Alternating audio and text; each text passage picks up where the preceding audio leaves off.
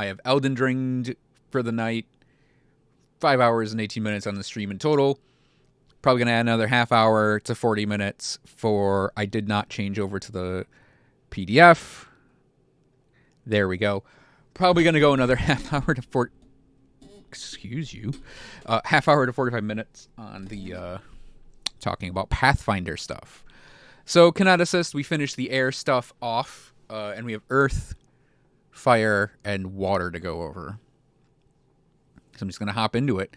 So we have Geologic Attunement. It's an aura. You become attuned with the earth and stone around you, extending your senses through it and pulling it toward you in rippling waves. You gain tremor sense, imprecise, in your kinetic aura, and you turn earth and stone in your aura into difficult terrain. Excuse me. If you move during your turn, these effects are all suppressed until the end of your turn. 13th level, you get precise tremor sense. It's handy to deal with invisible enemies because you can just sense them through the ground, and you kind of get this automatic tank thing going on, which is kind of neat, actually. Just having the difficult terrain around you means it costs more movement to get past you. So it kind of sets you up to be tanky out of the gate with this element. Stepping stones, 2 actions. Discs of rock appear around you, and you place them to make a new path.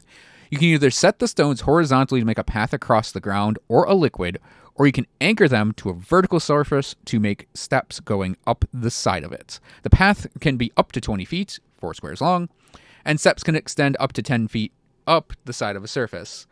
All squares must be contiguous, and no square can be more than 60 feet away from you. Moving across the path lets a creature ignore difficult terrain, hazardous terrain from the ground beneath it. This lasts until the end of your turn, but you can sustain the impulse up to 10 minutes. And every 2 levels, you increase the length of the path by 10 feet, or the height of the steps by 5 feet. That's some really neat utility. I'm going to say neat a lot probably with this, aren't I? But yeah, you basically get to do a bridge of stone. It has to be on the ground to do it, though. You can't literally bridge something. Or you can go up a wall with steps. Not bad.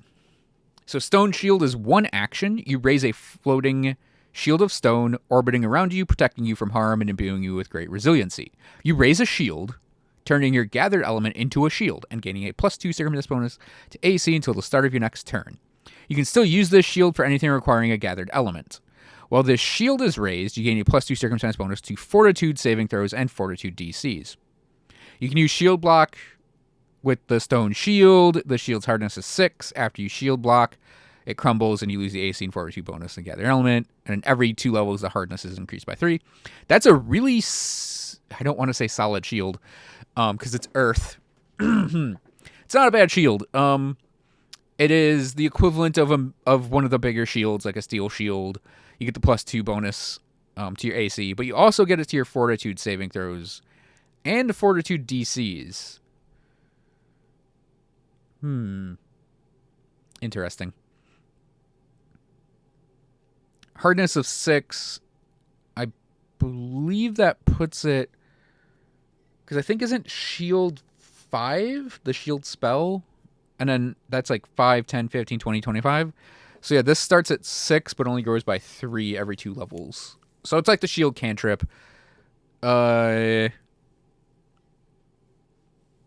With a little bit of a change up on how the block works. Because if you block with the shield cantrip, I think it shatters it, right? And you can't use it for 10 minutes. This one just breaks it. But it doesn't say you lose. The stone crumbles, you lose your AC Fortitude bonus. And you do lose your gathered element. So yeah, you got to take that risk. But you effectively have infinite shields. Because shields can break, right? If you're using the shield block. With this, you effectively have an infinite shield you can raise every turn. That's actually a lot better than you would think it is. Because that's just +2 AC and your Fortitude saves. Every turn you raise that shield. That's definitely the one I'd go with for Earth. I don't even need to read Tremor. But yeah, this is an overflow for 2 actions.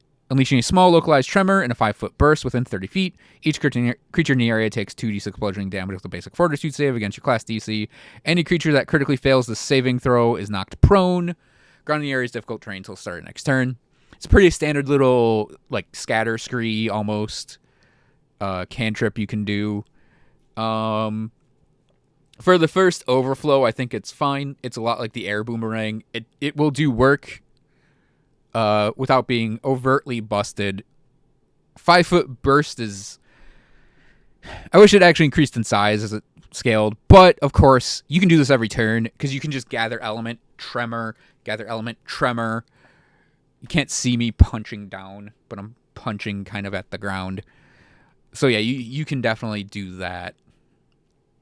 If you want to keep making areas of difficult terrain and dealing the bludgeoning damage. So Dust Storm, 2 actions, Kinetic Aura, swirling vortex of sand and dust around you. Each creature inside your kinetic aura, including you, is concealed from any creature that is not adjacent to it, and any creature not adjacent to it is likewise concealed. So you have everything is concealed within 10 feet around you. When you use this impulse, and at the start of each of your turns, you can move one creature in the aura 5 feet. This can't move a creature further away from you. Target's unwilling, it must succeed at a fortitude save against your class DC. So here's the thing. You are seeing a lot, or at least I'm seeing a lot of class DC things in here. So your constitution as your key stat will give you more health, help with your fortitude saves, and it actually is used a lot for your class DC. So I don't think that makes it better than I thought it was doing constitution. But yeah, I think with with this, it's there are at least a lot of class DC checks in here. So restoring mud, okay, you fling a ball of healing mud at one creature within 30 feet. Upon impact, the mud coats the target's body, healing wounds and leaving behind a thin shell of mud that protects the creature from further harm. The target regains 2d6 hit points and 2 temporary hit points that last for 1 minute. So the target is temporarily immune to healing mud, restoring mud for 10 minutes. And then every 2 levels, the heal increases by a d6. Temporary hit points increase by 2. Yeah, that's not bad, actually. It's kind of like there's a wind one that was like soothing wind. It's basically the same thing, but for mud. Get healed! Splat! Igniogenesis. It is 2 actions. It's an overflow. You can create a permanent stone object, either sculpting stone pulled directly from your inner gate or manipulating earth and stone around you. The object must be relatively simple in shape and can't include any intricate parts, moving pieces, or fine details. It must fit within a 5-foot cube that's adjacent to you, and you can make the object large enough to occupy the square. If you create the object underneath you or another willing creature, you cause the target to rise into the air. You can't create it under an unwilling creature. The object lasts until you use Igniogenesis again, at which point the earth gently returns to its original shape if you transform the environment, or returns to the plane of earth if you pulled it from your inner gate. You can attempt a crafting check as part of using this impulse to add small details to your creation, such as a symbol, short message, or a pattern. And every 3 levels, you add an additional 5-foot cube to the object. Cube must be contiguous. Interesting. It basically gives you something akin to stepping stones, but more permanent, it seems. Yeah, it says it's permanent until you use the ability again. Yeah, that has potential for a lot of utility. For it being permanent. Because you can use that to get over things. Because it's a 5-foot cube. So there's a 10-foot wall and you just want to hop over it. Or you need it for a pressure plate, holding a door, just being an obstacle, lifting people up, give a character a 5-foot boost so they're harder to hit, and then maybe they're an archer and they can shoot down. And it actually grows at an appreciable rate too. Yeah, I like that one. Rolling Boulder, you grow gathered earth into a spherical boulder that crashes into everyone in its path, possibly knocking them on the side. Boulder travels in a 30-foot line, hitting each creature in order until it reaches the end of the line, or it strikes a solid surface like a wall, door, or tree. Each creature in the area takes 2d8 bludgeoning damage with a reflex save against your class DC.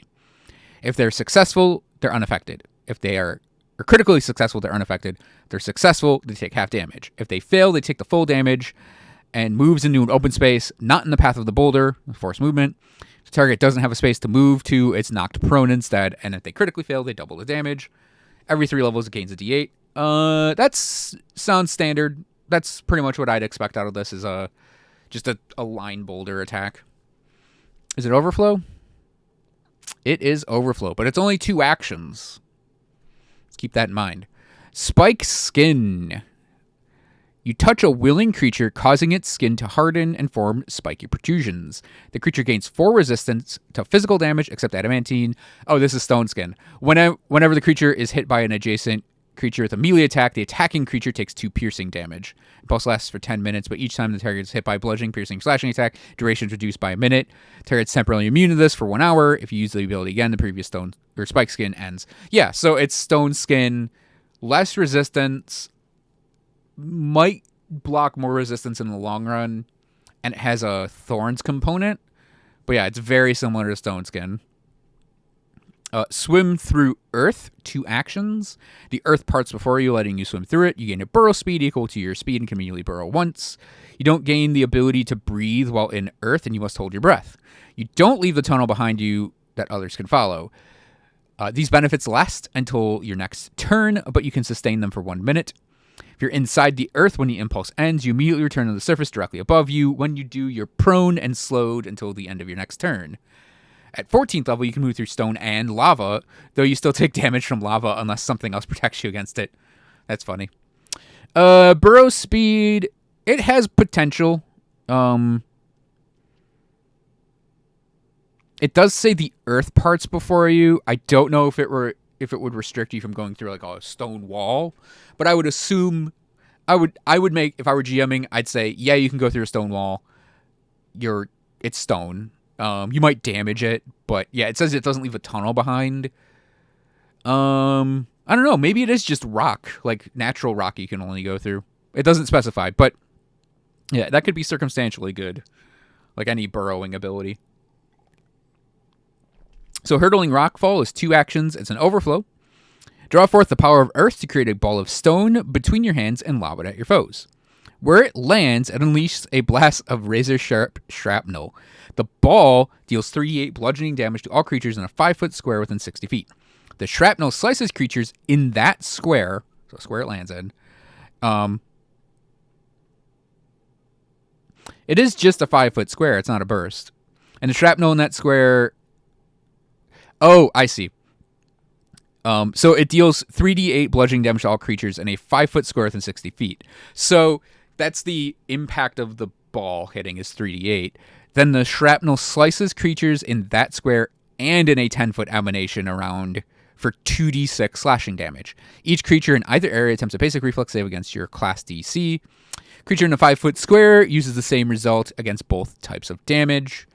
And then you get an increase in the bludgeoning damage at 14th level to 48. 16th level, the bludgeoning is 48, the slashing is 3d6. Okay, yeah. And then, so that's fine, I guess. It's a tiny blasting spell. You could potentially do it every turn, like I said. I'd have to open up a spell list and compare what a 12th level spell can deal for damage. But yeah, that sounds a little on the low side, actually. But it is 2 damage types, and you can spam it. Rock Rampart. Drawing your connection with the planet Earth, you bring a wall of rock and earth into being. This has the effect of Wall of Stone, but the wall's maximum length is 60 feet. The wall lasts until the end of your next turn, but you can sustain it for up to 1 minute. Maximum length of your wall increases by 10 feet every 2 levels and gets 10 hit points every 2 levels. Wall of Stone is amazing to the point of annoying. So, yeah, you get to cast Wall of Stone. It is not an overflow. That should really be an overflow. No, never mind. It lasts until the end of your next turn. Okay, so yeah, you have to sustain it to keep it up. I was like, oh, that just is 60 feet of stone. You're like, what? But no, it's 60 feet of stone you have to sustain. Okay. So, still, though, you could... No, you couldn't. I was like, maybe you could get 2 of them out, but because you have to sustain it. Oh no, it's not an overflow. So yeah, you could have 2 of these out at the same time for a turn, I think, because you could do gather your element and then wall of stone or rock rampart, and then next turn sustain it with an action and then rock rampart. Next turn maybe sustain one of them and then rock rampart because there's no overflow on it. So yeah, that's potentially the most annoying thing to deal with in combat so far. It's just a character that can freely cast Wall of Stone every turn. So at 14th level, we have Assume Earth's Mantle. 3 actions. It is an overflow. Your gathered earth splits into plates of stone, surrounding you in a rocky armor that grants you a number of powerful defensive abilities. The armor lasts for 1 minute. You can dismiss the armor, but if you do, you can't create a new one until the minute has fully passed. Yeah, so you become large if you're smaller.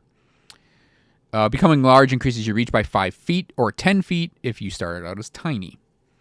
You gain a climb speed equal to your land speed, but you can only use it to climb surfaces of earth, stone, brick, or similar. The armor has a +5 item bonus, a dex cap of +1, a check penalty -2, and a speed penalty of 5.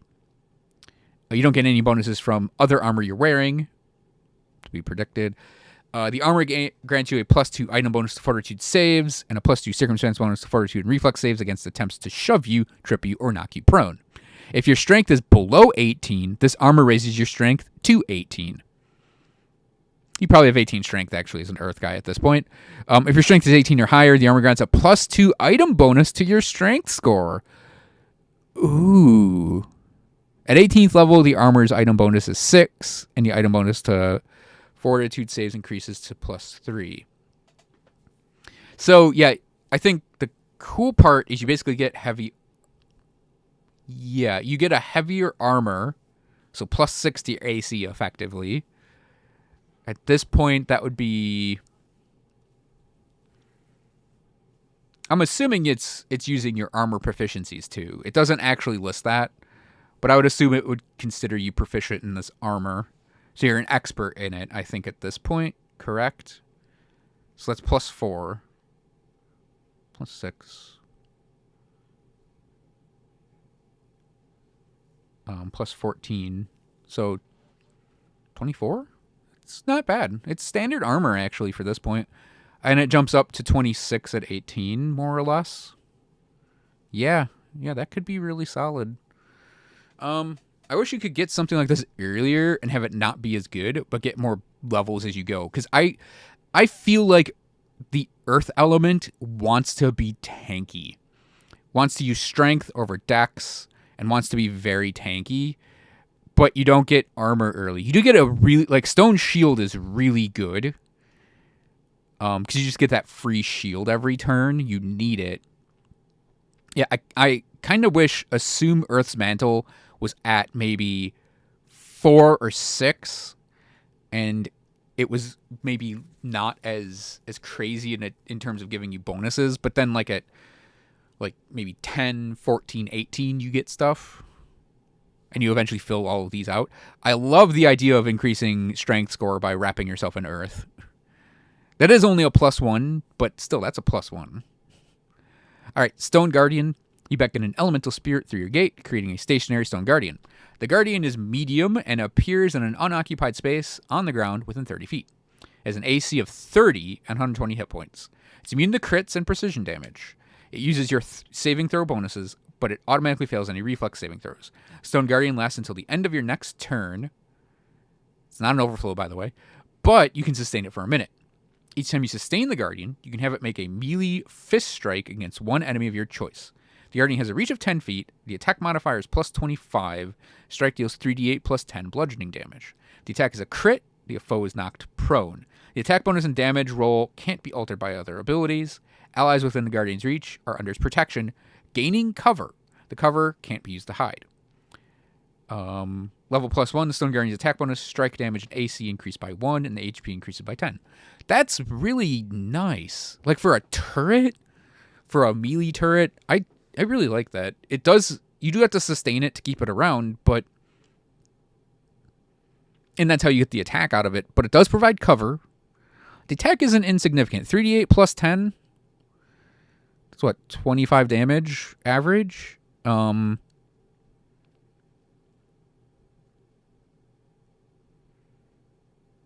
a sustain action?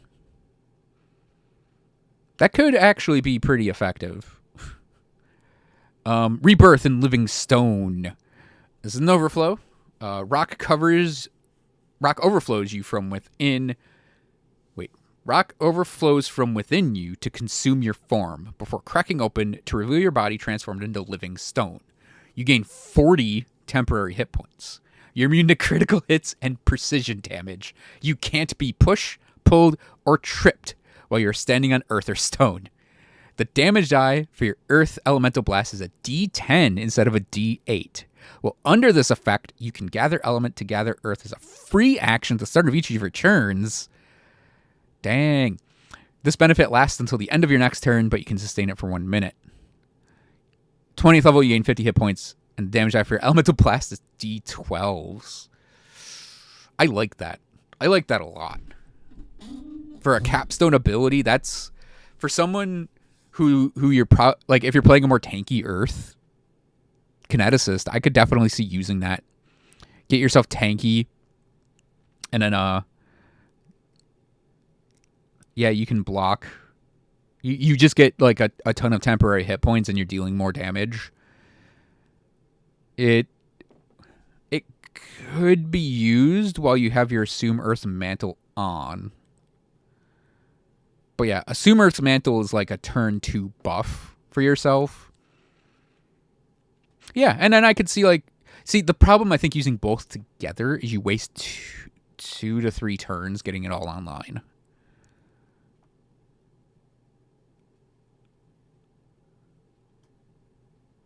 But yeah, it's another tank related buff, it seems. The Shattered Mountain weeps. 3 actions. It is an overflow. A massive sphere of rock appears overhead, exploding in a cataclysm of falling debris and deadly shrapnel. Its destruction falls in a 20-foot burst within 120 feet. Creatures in the area take 9d10 bludgeoning damage with a basic fortitude save against your class DC. Those who fail their save are knocked prone. For the next minute, rocks continue to fall in the area, making it difficult terrain and dealing 2d10 bludgeoning damage to any creature that ends its turn in the area. If you use this ability again, any previous areas immediately ends. At 20th level, the initial damage and area damage both increase by a d10. You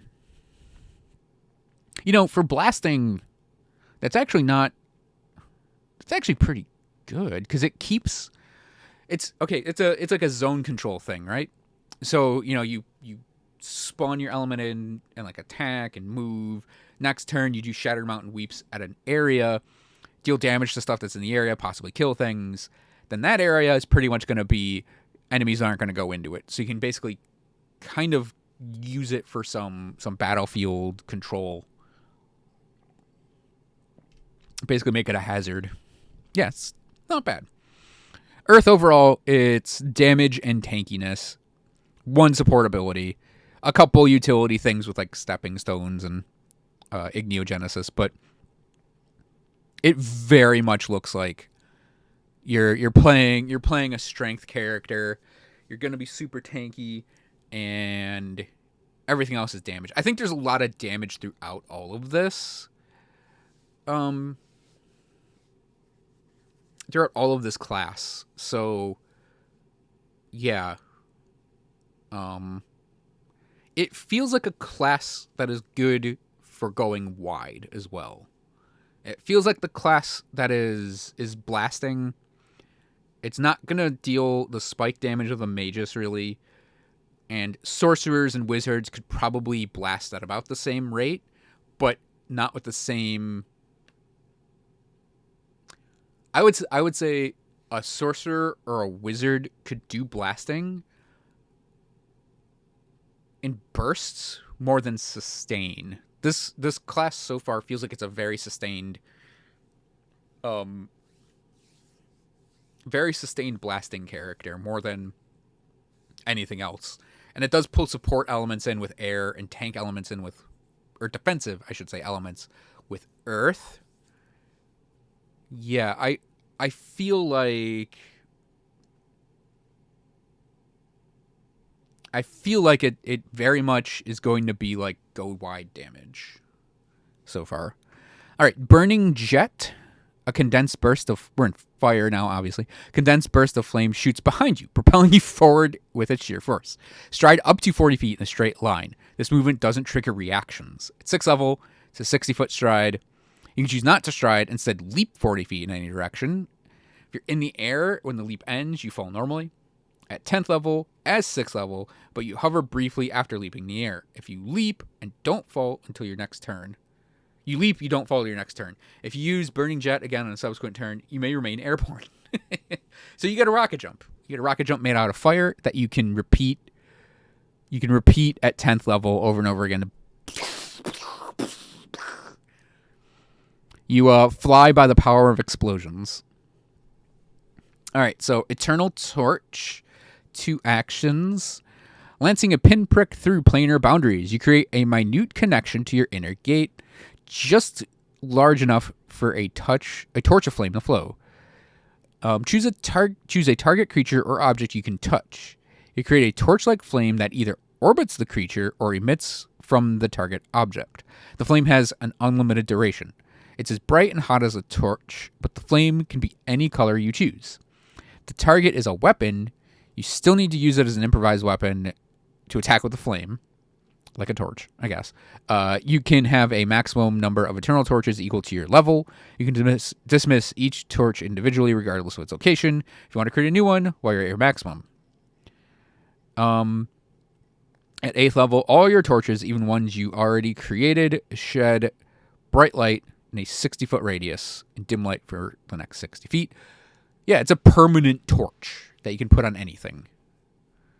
Oh, I could see screwing with people so bad with this. Hey, I need to go to bed. Can you turn the torch off? You think you're turning it off. No, I mean, that's not bad utility. It's like the light cantrip, but everyone gets one, kind of, eventually. So yeah, it feels like a cantrip. Flame Eruption, it's an overflow. With an upward gesture, you shape a vertical column of spiraling flames. The cylinder is 5 feet in diameter and 30 feet high. The bottom must be within 30 feet of you. Each creature in the area takes a d6 damage, fire damage, with a basic reflex save against your class DC. Flame remains briefly, making all squares in the column hazardous terrain until the start of your next turn. Creature takes 1 damage each time it moves into one of these squares. Larger creatures take damage only once, even if it moves multiple squares at the same time. And then every 3 levels, the initial damage increases by 1. Hazardous terrain damage increases by 1. Yeah, so I think every element seems to get a level 1 blasting spell. Pseudo spell, excuse me. And Flame Eruption is the fire one. And again, you can do that every turn if you want. If you gather element Flame Eruption, gather element Flame Eruption. Because does this one say... This one doesn't have a duration. Remains briefly, making all squares in the column hazard. Okay, so it's until your next turn. So, yeah, you get you get bursts, right? It's for 1 turn, and then you can do it again if you want to. Warming Nimbus, 2 actions. Kinetic Aura, waves of pleasant warmth flow from you, countering the cold or magically sheltering against heat. Choose cold or fire. You and all creatures in your kinetic aura gain resistance equal to your level to that damage type. If you have the Elemental Resistance class feature, your resistance from Warming Nimbus is cumulative with any resistance of the same type of damage you gain from that class feature. Okay. So Blazing Wave is one I wanted to talk about before I had to jump on Elden Ring. So this is the one where I knew what I was going to say about it, because it is repeating something I read on Reddit. So Blazing Wave is 2 actions. It's an overflow. Flames flow out of you in a cascade, consuming everyone in a 30-foot cone. Each creature in the area takes 3d6 fire damage with a basic reflex save against your class DC. A creature that critically fails its save is knocked prone. Every 2 levels, this increases by a d6. So, at this level, at 4th level, I believe Fireball comes online. Does it? might be 6th level. But it's because it's a 3rd level spell, right? So yeah, I think that's level 6. So very, very near this one, Fireball comes online. And Fireball deals 66 damage.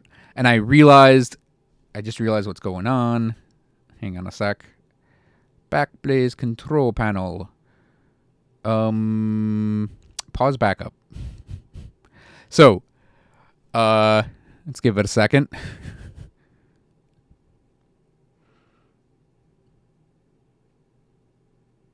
Normally I'm done by 11. Anyways, I might actually have to keep hitting pause backup. I'll keep an eye on it. But yeah, Fireball deals 66 damage. Blazing Wave does 3d6. They're about gained around the same level. Fireball, though, is cast once, and then the slot's gone. Now, if you're a sorcerer, you could probably cast it multiple times if you're using it, of course. But Blazing Wave, there is no limit on the number of times you can Blazing Wave. It is a cone. It doesn't have the 500-foot range or whatever. But with Blazing Wave, you can repeat it. You need 2 Blazing Waves to equal 1 Fireball. But you effectively have infinite Blazing Waves. And that's where a big strength of this class lies, is the repeatability of its abilities, like I mentioned before. And yeah, Blazing Wave is just a very easy way to compare and contrast that. Because, 4 Fireballs out of a character would be, 24d6 damage by default. And it requires, 8 Blazing Waves to equal that, and you don't have, the range, but it's a cone that's, I think, a little bigger. But yeah, it's like it equals out to me. And Blazing Wave, I mean, you're probably not going to cast it 8 times a day, but you can cast it as many times as you need effectively. So that's something to keep in mind with this character, and that's also why Gather Element is a thing. Is you still can do it every turn, but it does lock you out of doing other things like movement or whatever single actions you might need to take. So Desert Shimmer is an aura. He grows intense around you, and the air wavers and ripples. You and all creatures in Kinetic aura are concealed by the intense heat shimmers. Any creature other than you that starts its turn in the aura takes 2 fire damage. You ignore concealment caused by heat shimmers. Damage increases by 1. Yeah, that's a kind of a different take on that one that the Earth had with the desert dust thing. This is damage, but not as concealy. All right, Crawling Fire. This is 3 actions, not an overflow. You mimic the motions of a beast, and it becomes real with a flaming pelt and searing claw. This Crawling Fire has a form of your devising, drawn from your memories, your dreams, or your creativity. Pause back up. I'm serious when I say it's gonna keep happening. Because it doesn't pause during the nightly backup. So this crawling figure is linked to your own flame. The crawling figure appears in an occupied space, 30 feet from you, small sized. Is linked to your own flame, allowing you to use fire impulses through it. When you use a fire impulse, you can have the impulse originate from the crawling fire instead. When you use a summon crawling fire, you immediately make a melee fire blast. That's not bad. It's a creature. You can use overflow abilities through crawling fire, but the beast's own fire is consumed in the process, destroying immediately after the overflow is complete. The crawling fire can be sustained. Oh, you have to sustain it up to a minute. Each time you sustain the impulse, you can have the crawling fire stride up to 40 feet. The crawling fire can be attacked to normal. Use it. Nope. Keep paused. You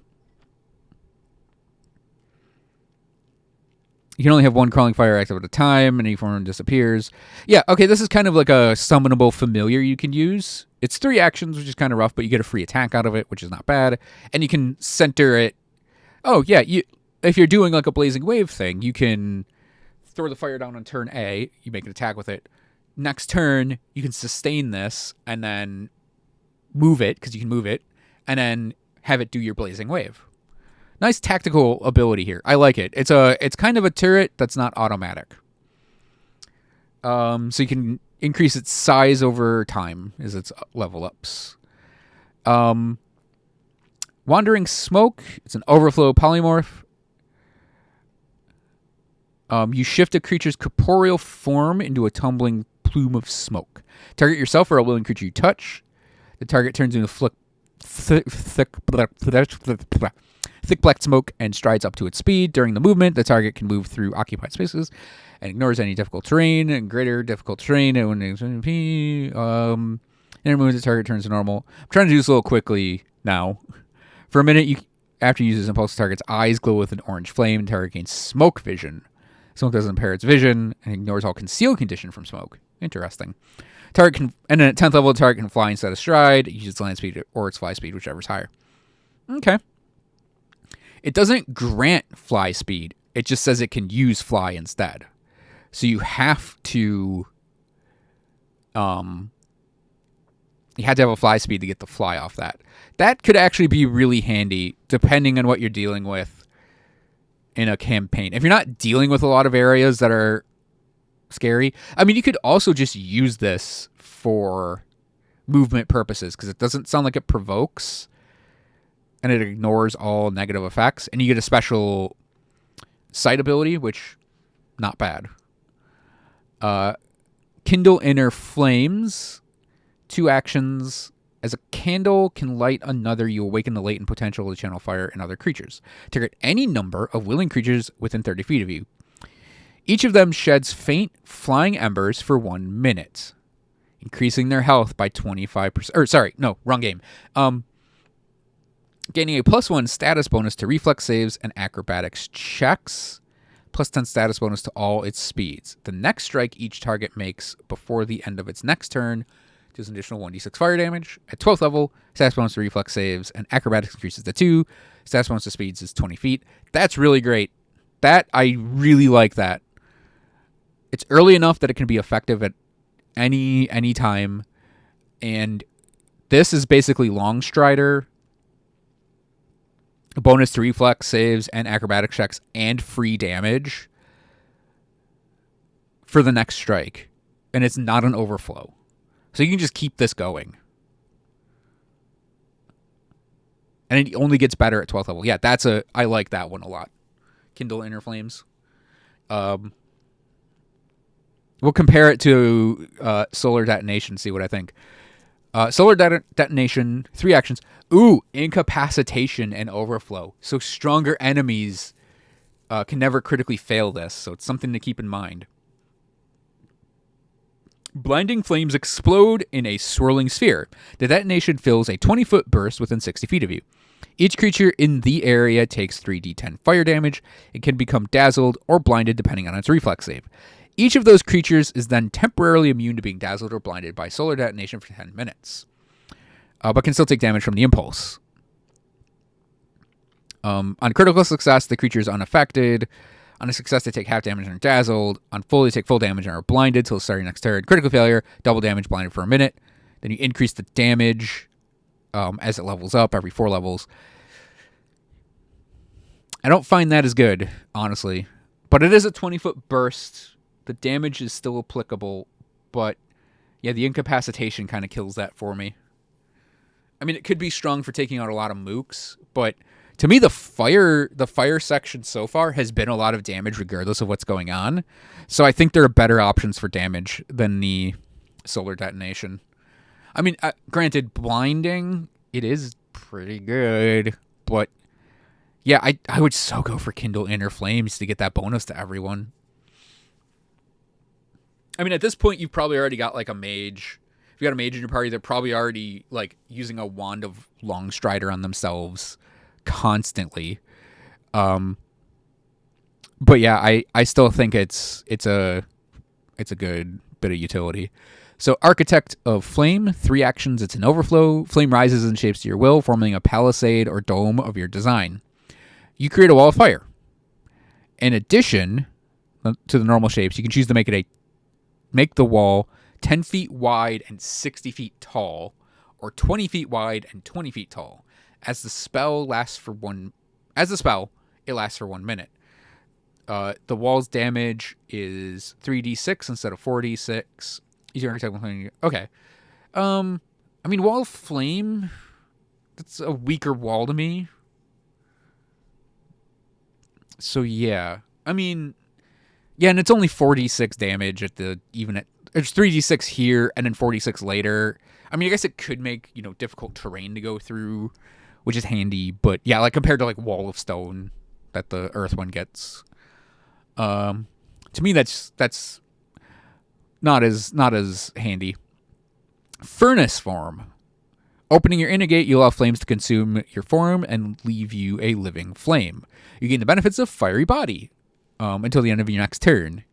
Your fire elemental blasts add a die of their normal damage instead of the D4 to your unarmed attacks. Your fire elemental blasts add a die of their normal damage. Interesting. Well, under this effect, you can gather element for fire as a free action until the start of each of your turns. Fire is really good. Yeah, I would definitely pick up Furnace Form. When does Earth get that again? Is that from the armor?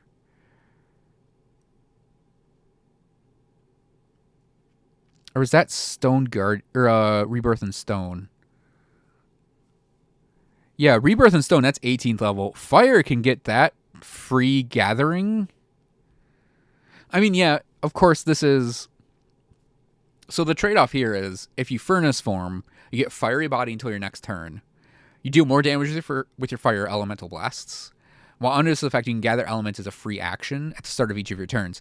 Now, with this, it does last until the end of your next turn. So you do get that free action to gather element. But if you Furnace Form again, you only have one action left.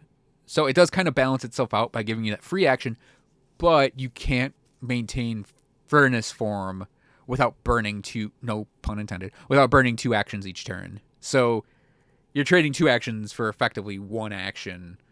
But yeah, if you need that quick reload on your gather element, actually, I don't know if that would ever be useful, because you have to have gather element out to Furnace Form, and it very specifically says you can only gather element at the start of your turns. Why? Actually, duration is 1 minute. Oh, that's why. Never mind. Yeah, okay. I was like, oh man, this is potentially busted. No, at 12th level, this isn't busted, I think, because you have to do it at the start of your turns. But you've already Furnace Form, which means you have 1 or 0 actions, depending on if you gather element and then Furnace Form, you don't have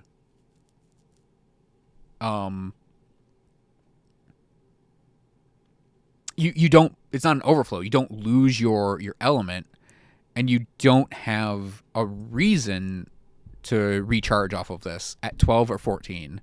Well, 12, 13, 14, or 15. Picking this up at 16, the duration of this is a minute. That's where it gets really good, because then you have a minute of gathering your element as a free action. Then that's very good. We'll see what happens at 16, but yeah, I would say this is usable at 12 and 14 as options probably, but I think if you've got it, you're picking it up for that payoff at 16 more so. All right, so Arrive in Conflagration. It's an overflow with teleportation. You fall through your own inner gate, leaving behind an effigy of flame, reappearing majestically near another manifestation of your elemental fire. You instantly transport yourself and any items you're wearing and holding from your current space to a clear space within 120 feet you can see that's adjacent to an open flame or a creature taking persistent fire damage. You can crit that, by the way. If this would bring another creature with you, even if you're carrying it in an extra dimensional container, the action fails. In the space you left, there's a pillar of fire in the shape of your body. Any creature that starts its turn adjacent to the pillar or moves into it takes 2d6 fire damage with a basic reflex save against your class DC. Pillar lasts until the start of your next turn. And every 3 levels, you get another d6. It's way later in Dimension Door, I think, but could be handy. It does have requirements to meet, though. But, again, you can use it a lot. Like, Dimension Door is slot-based, so you do have to put up with that, while this is whenever you need it based. Okay, so Horrid Ignition is provided you have your gathered element out. Horrid Ignition, 2 actions. You lob noxious chemical fumes that cling to your foe, emulating them in painful flames. You make a ranged fire elemental blast. The blast deals an additional 3d6 persistent fire damage. Targets enfeebled 1 as long as it has the persistent damage. That's alright. That should be lower, I think, but for less damage and have it scale up. Because that's just damage at this point. 14. I don't know. I feel... Oh, there aren't any 16th level ones. Yeah, I feel like when they add 16th level ones in for fire, I feel like Furnace Form is a big one to maybe pick up at 14.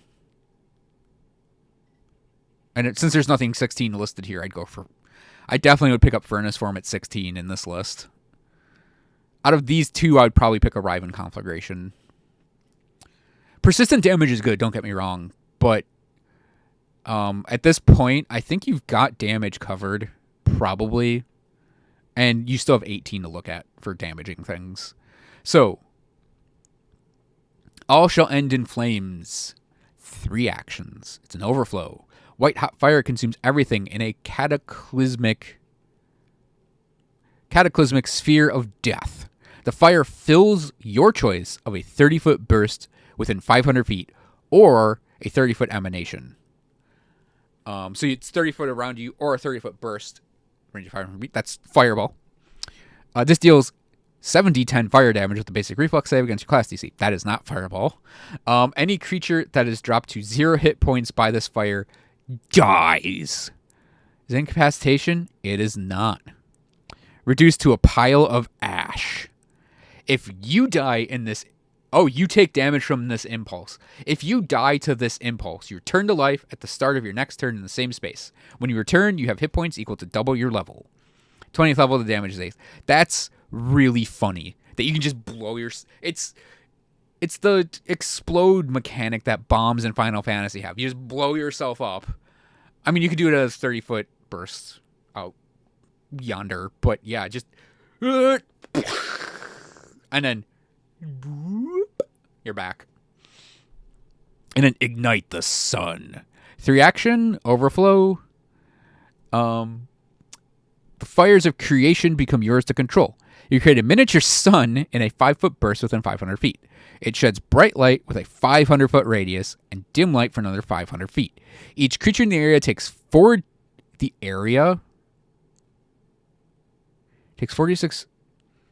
It's got to be in the 5-foot burst is what they're talking about. It's like if it's a 500-foot radius burst of 46 fire damage, that's insanity. That's like horrid wilting. The sun continually channels fire into you and your allies. You and each of your allies within 20 feet of the sun deal an additional 1d6 fire damage with all your strikes. Spells that deal fire damage and impulses that deal fire damage, except for Ignite the Sun itself. The sun lasts until the end of your next turn, but you can sustain it for up to 1 minute. The first time you sustain the impulse each round, you can choose to increase the size of the burst by 5 feet, and you can make the sun fly up to 30 feet. Any creature takes damage from the sun with the same amount and save as the initial damage when the sun moves through it, or if it ends its turn in the sun. Each creature can take damage from the sun only once each round. Use Ignite the Sun again, ends the previous one. Yeah, that's really cool as well. Just make yourself a little sun, and then it's essentially... So I think it's neat. I don't know if I'd take it because that's essentially like a probably better version of Flaming Sphere, but at 18th level. It does overflow, but at this point that's probably irrelevant to you at 18 because I think, don't you get the Quicken at 19? But yeah, anyways, I think it's flavorfully fun. Maybe a little on the weak side, but you can sustain it, and it does basically light up everywhere all at once, which is kind of neat in and of itself. I really like All Shall End in Flames, though. All right, yeah, fire is damage, and I think it looks strictly like damage with some movement abilities. It very much fulfills the striker fantasy here, and I think something like Blazing Wave being spammable really shows off what the class can kind of do, even with having to prime your pump with Gather Element. All right, Deflecting Wave. We're in water. We have a reaction that's an overflow immediately. So the trigger is you would take acid, bludgeoning, fire, or slashing damage from an enemy's attack spell or other hostile effect. The requirement is you're aware of the hostile effect and aren't flat-footed against it. The water you gather explodes in a wave that blunts or disperses the incoming attack. You gain resistance to the damage from the triggering effect equal to your level. If it's a bludgeoning or slashing, or double your level, it's acid or fire. The effect deals more on an applicable type. Apply the highest resistance. That's interesting that you can do that. I don't know how good it would be, though. It's acid, bludgeoning, fire, or slashing. Those are all fairly common from what I can tell. It is an overflow, though. But resistance equal to your level could be a lot of resistance. So yeah, mixed feelings about that. Tidal Hands, 2 actions. You create waves that rush out from you in the shape of your hands. You either form 2 15-foot cones that don't overlap, or you combine your hands into one 30-foot cone. Creatures in the wave take 2d6 bludgeoning damage. Yeah, this is your basic blasting ability here. This is what every class has at first level. This one is just 2 cones or 1 bigger cone. That's pretty neat. Water Dance. You surge wave forms behind around a creature, pushing it forward rapidly. Target a willing creature within 30 feet. A wave appears behind and around the target and lets it stride up to 30 feet. If the target is in water, it can instead swim up to 60 feet. The target gains +2 circumstance bonus to defenses against any reactions on the movement. If you target yourself, you can move twice instead of once. That's not terrible. That's good for positioning. That's good for getting you into or out of trouble. Get an ally into or out of trouble. Yeah, not a bad bit of movement utility. We have the aura here is Winter's Clutch, so 2 actions. Flakes of chilly snow whirl around you. Any creature that enters the area or ends its turn there takes 1 cold damage. An individual creature can take 1 damage from Winter's Clutch only once per turn. At the end of each of your turns, the snow in the area collects into a snowdrift. Choose 3 contiguous squares in the area to fill with snow. These are difficult terrain. Okay. Yeah, difficult terrain aura with a little damage. Seems pretty standard for a starter kinetic aura from what I've seen so far. All right, we have Return to the Sea. Wasn't that a Death Clock song? Or is that Go to the Sea? Whatever. Anyways, you adapt a creature to living and moving in water. Target a willing creature from 30 feet for 10 minutes or until you use your next Return to the Sea. Gains the effects of a Feet of Fin spell and can breathe underwater. In addition, it ignores the effects of water normally has in bludgeoning and slashing attacks. Okay. Yeah, that's... Oh, at 6th level, you can do 5 willing creatures. Circumstantially very good to very useless. It's one of those on either side of the usefulness bell curve there. Which would actually be a bell curve like that. Because it's... No, wait. Is that a bell curve? It's very late right now, and I'm trying to get through this quickly. My brain is not thinking properly about the usefulness curve. Anyways, yeah, that's either supremely useful or useless. It depends on how much water you're interacting with in a campaign. Anyway, Veil of Mists. Deceptive Mists hide your features with another visage. This has the same effects as Illusory Disguise, but lasts only for 10 minutes. You then become temporarily immune to Veil Mist for 10 minutes. And then it heightens the spell as you go along. Slippery Sleet. 3 actions overflow. Oh, that's a very flavorful one, honestly. Not mechanically brilliant, but it does have its place. Slippery Sleet, 3 actions overflow. A deluge of freezing rain pours down in a 20-foot burst within 120 feet. Each creature in the area takes 4d4 cold damage with a basic reflex save against your class DC. Surfaces in the burst are coated with slippery ice until the start of your next turn. Those surfaces are difficult terrain and uneven ground with a balanced DC of 15. Creatures flat-footed on the ice, as normal for uneven ground. That can be really good. I mean, the equivalent thing is... So the equivalent, like, just to compare Blazing Wave... Wait. That's 6? Ooh. Yeah, but Blazing Wave is just straight damage, right? But, it's going to be 4d6 fire damage. This is only 4d4 damage. But it does make an area of uneven terrain, which is really handy for getting your allies to hit better. So I think that's actually a pretty good bit of control there. Yeah, it's 3 actions and it's an overflow, but that's just to stop you from turning the entire area into an ice rink.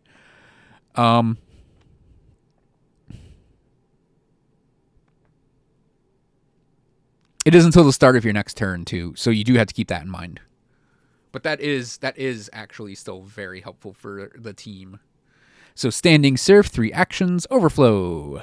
Water rushes up into a vertical sheet that stands suspended before you.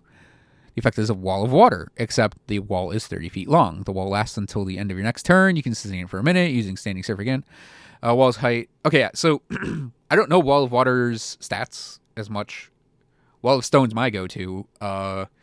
So I can't comment on usefulness of that. It seems like each of the elements is getting their respective wall. So yeah, we got Wall of Fire, Wall of Stone, and Wind Wall. The one that deflects projectiles. They're all in these somewhere. Yeah, so Lowland Fog. It's an overflow for 3 actions. Impenetrable Fog with a chaotic swirling pattern consumes the battlefield and hides movements of creatures within. You create a fog bank in a 10-foot burst within 120 feet. All creatures in the fog are hidden, and all creatures outside the fog become hidden to creatures within. Then one creature of your choice in the area can step or stride, provided it ends its movement inside the fog. The fog lasts until the start of your next turn. However, if a creature attempts to target a creature within the fog, all observers disbelieve the illusion after the effect is resolved. For instance, if a creature made an attack into the fog and guessed the location of the target, the flat check for target being hidden would apply to that attack, and regardless of the attack, all creatures observing would disbelieve the illusion. Okay, so why is this an illusion? Why is this just not fog? Shouldn't this just be, because of the way this class is working, something like Obscuring Mist, but a little better for 3 actions? I don't know why they're making this an illusion. This would be something I'd comment on, I think. The bonus step or stride is interesting, but yeah, having everyone disbelieve an illusion, like from one thing interacting with this fog, I don't know if I like that. I mean, I think it should just be a swirling mist type of spell. Just make it you vaporize water real quick and you create a mist. Torrent in the Blood. 2 actions. Not an overflow, it's healing. A healing wave splashes across creatures in a 30-foot cone. It's clenching water, chasing afflictions away. Torrent in the Blood is doing something that I wasn't expecting it was going to do. Each creature in the area gains 3d6 HP and can attempt a new save against one poisoned or disease affliction affecting it. Failed save, the condition doesn't worsen. Each creature in the area becomes temporarily immune to the Torrent in the Blood. Yeah, so, like, I think air, earth, and water all have heals. So this is just another variant of that you get a little later, and it lets you throw a save in there against poison disease.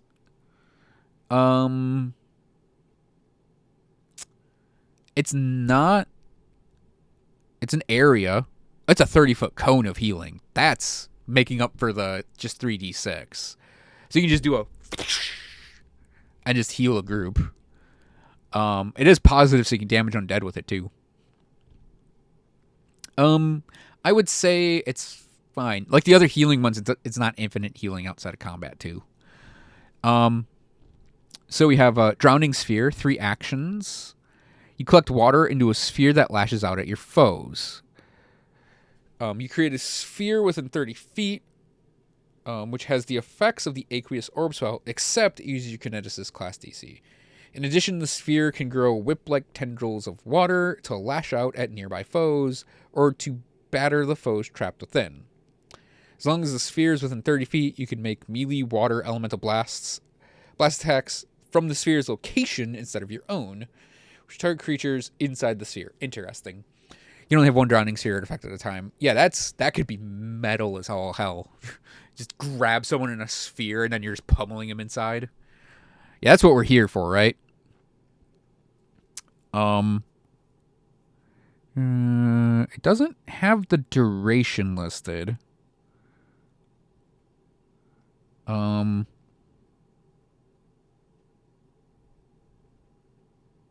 That might be an oversight that it's missing a duration.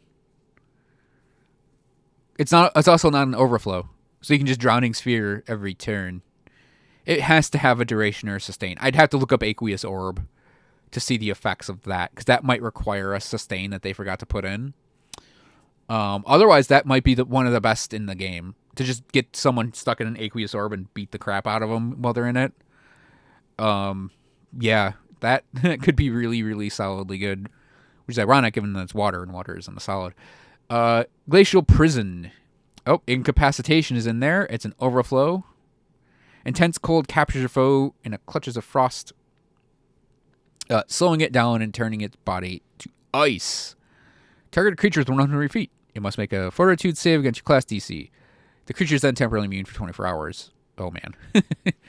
If they critically succeed, they're unaffected. If they succeed, they're slowed. If they fail, they're petrified, except its body's turned into ice instead of stone, giving it 5 hardness, leaving its bulk unchanged. This lasts until the end of your next turn, but if the target is affected by a hostile action, this effect ends immediately after that action. Critical failure as a failure, but after becoming unfrozen, the target's slowed 1. So yeah, incapacitation effect, so it's going to be harder to use against stronger foes, but it can just completely remove a mook. It's got a very long range, 120 feet. That's essentially Ray of Frost. That's a pretty respectable range. Yeah, just removing a target can be handy. But yeah, incapacitation means it's incapacitation, which means stronger foes are more resistant to it. Just to keep that in mind. I really like Drowning Sphere more than Glacial Prison, honestly. Let's see. Burial of Boreal Frost. So, overflow from an intricate structure of ice, such as a wall of bricks. It's wall of ice. You get wall of ice. You got to sustain it, though. Still good. Sea Glass Guardian. 2 actions, kinetic aura. An elemental water being, perhaps an eel, formed of undulating water or ice crystals rolling in the shape of a jellyfish, races around you to retaliate against anyone who threatens you or your allies. It flows around combatants and doesn't occupy a space. Whenever a creature in or adjacent to your kinetic aura damages you or an ally in your kinetic aura, the Guardian deals 8 damage to the attacker. You choose the form of the defender when you use this impulse, which determines the type of damage: bludgeoning, cold, piercing, or slashing. If you choose cold, the impulse gains a cold trait. Every 3 levels increase the damage by 4. So you get an 8 damage thorns that lasts for the encounter, protects you and your allies, discourages movement. I think if that had a little more zhuzh to it, that had just a little more spice, that'd be really good for helping you defend your allies. Like if it maybe had a knockback or some difficult terrain in there. Maybe if the Guardian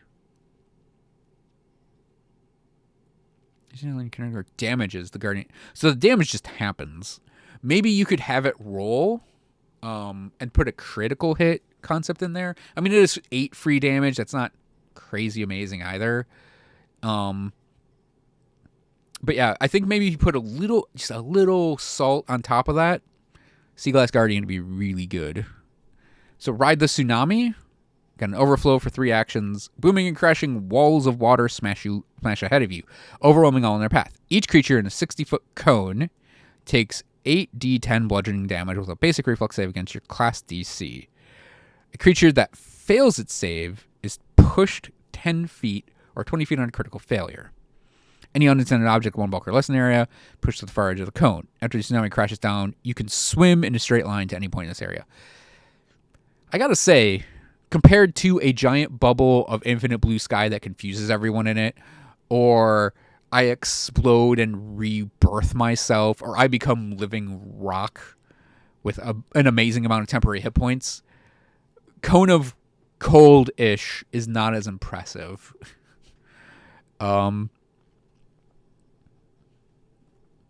Let's see what Usurp the Lunar Rains. It's another great name, by the way. I love the names at 18 for these. Usurp the lunar rains. It's an overflow.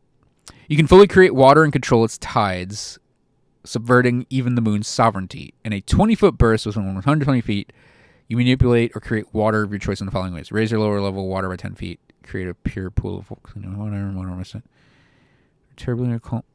That's also kind of lame. Oh boy, in a whole 20-foot burst, I can create water. Look at me, I'm the cleric now. I'm being a little mean about that. But yeah, I think that should be like in multiple 20-foot bursts within 120 feet for a 3-action overflow at 18th level.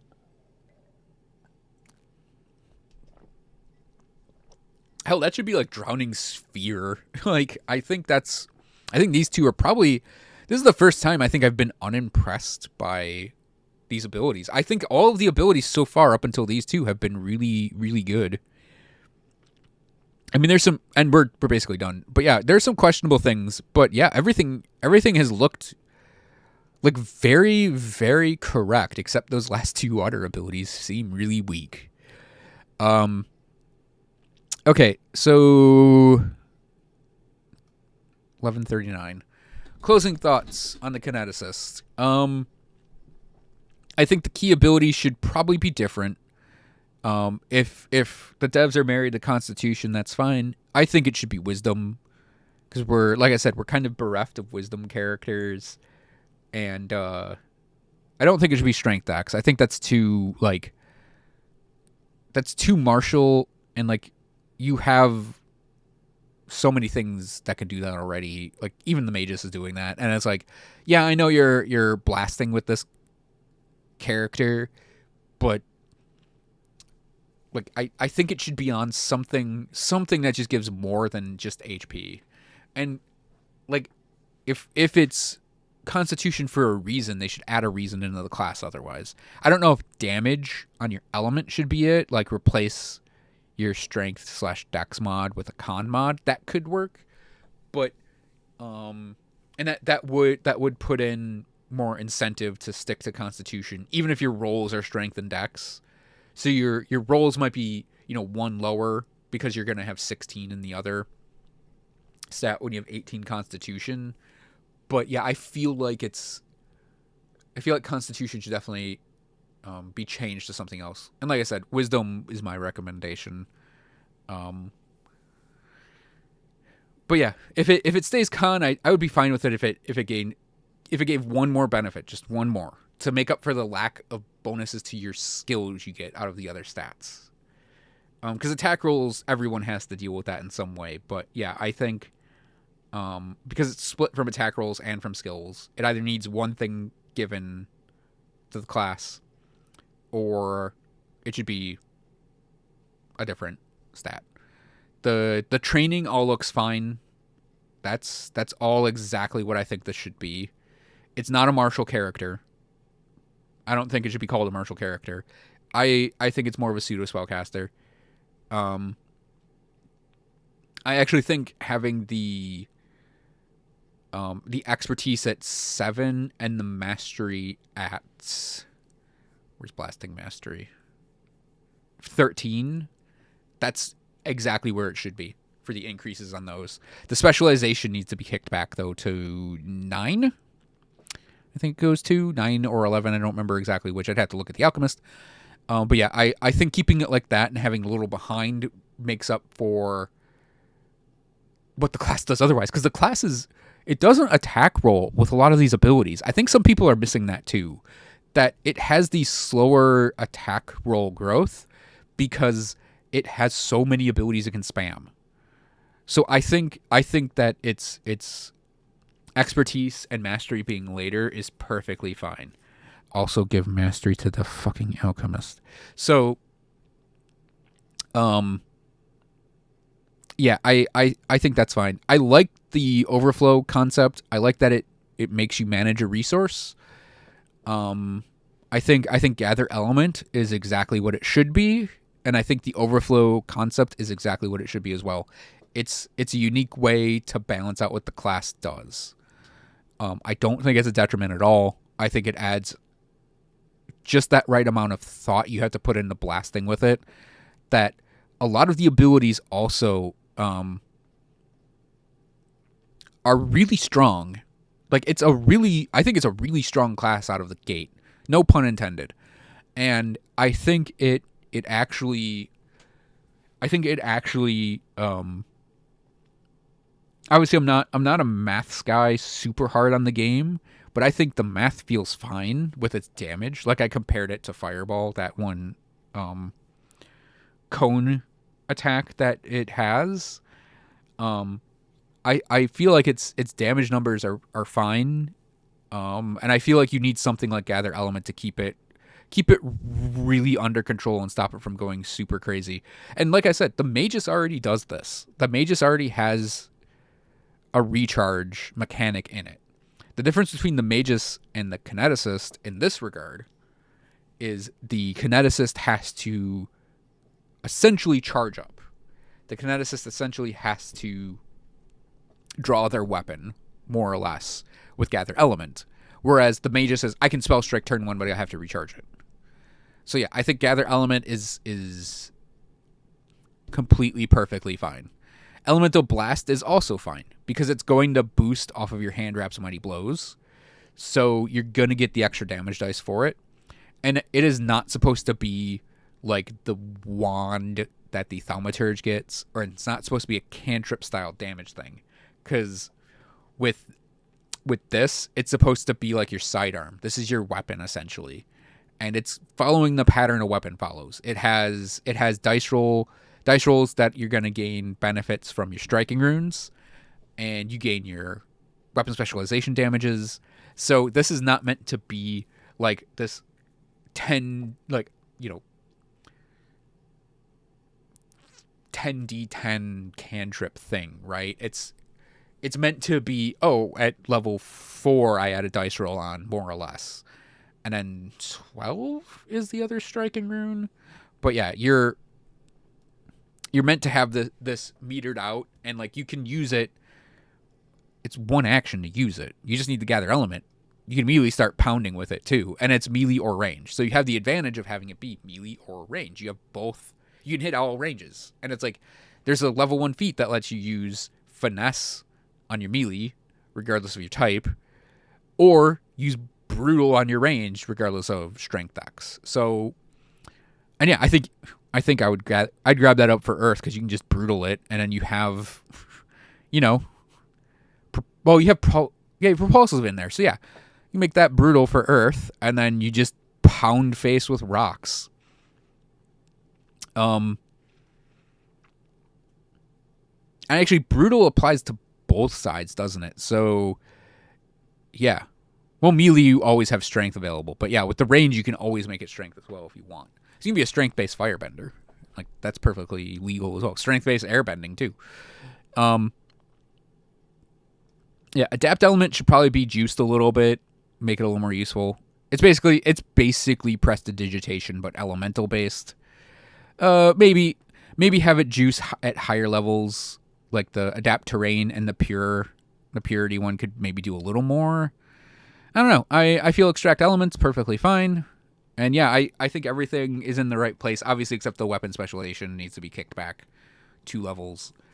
But yeah, I feel like everything in the frame is exactly what the frame should be.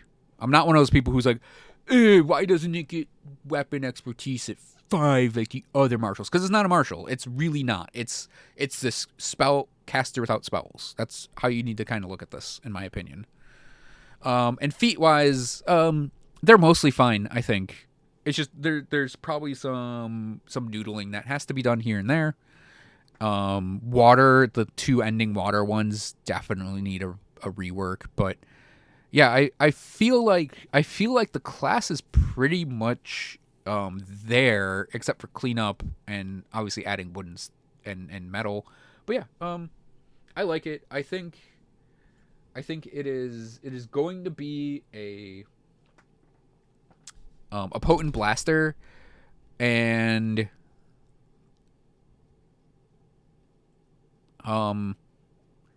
it's very flavorful. I would probably say the thing to be most careful with going forward is this. Universal Gate, having access to all of the elements where you can just grab up whatever you want, could be really busted. And it's something that's gonna have to be handled with a bit of care, I think. I get it though. I think it's right on as a thing. Maybe you could have single, dual, and 4 elements or something. I don't know. I don't think you could list it as a like sets of elements. But yeah, I think Universal Gate might be a little too strong. I don't know. I'd have to play test it, and I don't think I'm gonna be able to actually play test it. I sure as hell can comment on it though. But yeah, I think the class is really neat. All told, it's really neat. It just needs a few tweaks here and there, and maybe change the main ability score, the key ability score.